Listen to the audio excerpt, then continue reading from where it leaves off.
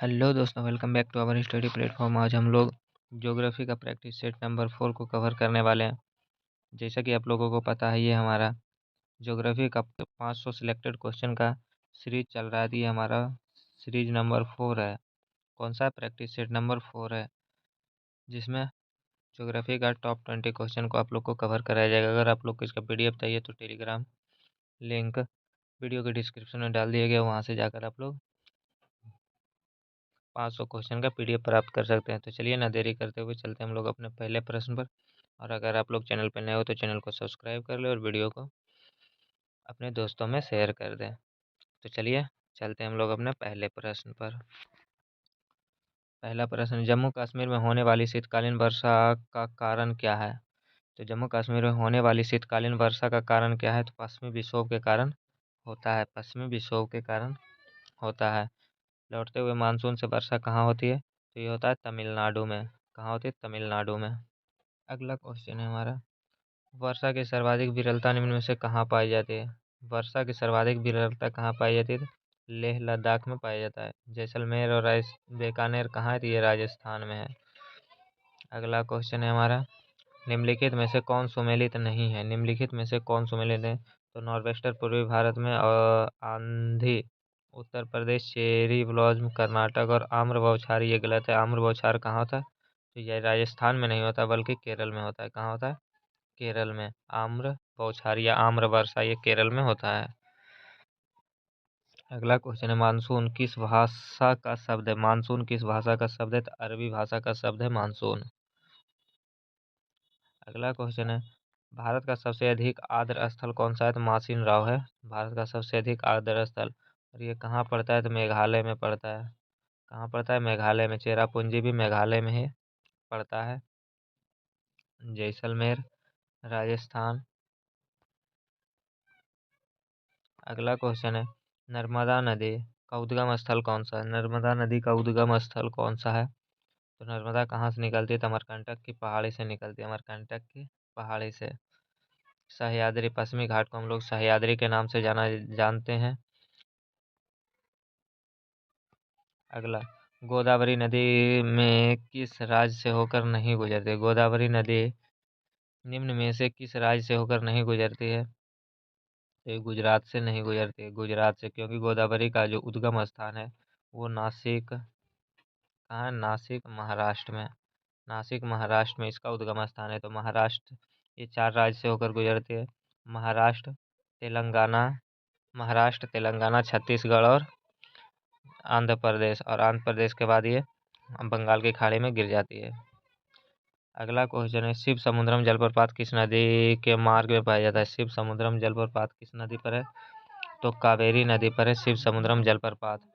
कृष्णा नदी पर कौन सा है? तो कृष्णा नदी पर आप लोग को ध्यान रखना है, यहाँ पे 2 परियोजना है। एक है, पहला तो अलमाटी बांध है। कौन है? अलमाटी बांध। और दूसरा नागार्जुन सागर बांध परियोजना। तो ये दोनों कृष्णा नदी पर है। अगला क्वेश्चन, भारत की निम्नलिखित नदियों में से कौन डेल्टा नहीं बनाती है? कौन डेल्टा नहीं बनाती? ताप्ती नदी डेल्टा नहीं बनाती है। अगला, भारत में कौन सी नदी भ्रंश घाटी में बहती है? तो भ्रंश घाटी में कौन सी बहती है? नर्मदा नदी और ताप्ती नदी। नर्मदा और ताप्ती ये दोनों भ्रंश घाटी से बहती है। तो ऑप्शन सी हो जाएगा इसका करेक्ट आंसर, क्योंकि ताप्ती दिया हुआ नहीं है, तो इसलिए नर्मदा हो जाएगा। अगला क्वेश्चन है हमारा, निम्नलिखित में से कौन सी नदी भारतीय भूक्षेत्र से नहीं निकलती है? तो भारतीय भूक्षेत्र से कौन सी नदी नहीं निकलती? तो ब्रह्मपुत्र नदी भारतीय भूक्षेत्र से नहीं निकलती है। ये कहाँ से निकलती है? तो यहाँ तिब्बत मानसरोवर झील से निकलती है। तिब्बत के मानसरोवर झील से। इस इसका सही आंसर क्या हो जाएगा? ब्रह्मपुत्र और सतलज ये दोनों हो जाएगा, क्योंकि दोनों तिब्बत के मानसरोवर झील से ही निकलता है। इसका सही आंसर हो जाएगा ब्रह्मपुत्र और सतलज। अगला है, भारत में सबसे बड़ी प्रायद्वीपीय नदी कौन सी है? तो सबसे बड़ी प्रायद्वीपीय नदी है गोदावरी नदी। अगला है, हिमालय पार की नदियां कौन कौन सी है? तो हिमालय पार की नदियां कौन सी है? ब्रह्मपुत्र, सिंधु और सतलज। ब्रह्मपुत्र, सिंधु और सतलज। अगला है, गंगा एवं ब्रह्मपुत्र की संयुक्त जलधारा को किस नाम से जानते हैं? तो गंगा एवं ब्रह्मपुत्र की संयुक्त जलधारा को मेघना के नाम से जानते हैं। मेघना के नाम से जानते हैं। ब्रह्मपुत्र नदी को बांग्लादेश में किस नाम से जानते हैं? जमुना के नाम से जानते हैं। सांगपो कहाँ जानते हैं? सांगपो हम लोग तिब्बत या चीन में, तिब्बत और या चीन में हम लोग ब्रह्मपुत्र नदी को सांगपो के नाम से जानते हैं। अगला है, निम्नलिखित नदियों में से भारत में किस पर सबसे लंबा सड़क सेतु है? किस नदी पर सबसे लंबा सड़क सेतु है? तो गंगा नदी पर है महात्मा गांधी सेतु। अगला, तिब्बत में बहने वाली नदियां सांगपो निम्नलिखित में से किससे होकर भारत में प्रवेश करती है? तो अरुणाचल प्रदेश से होकर भारत में प्रवेश करती है और अरुणाचल प्रदेश के बाद वो बांग्लादेश चली जाती है।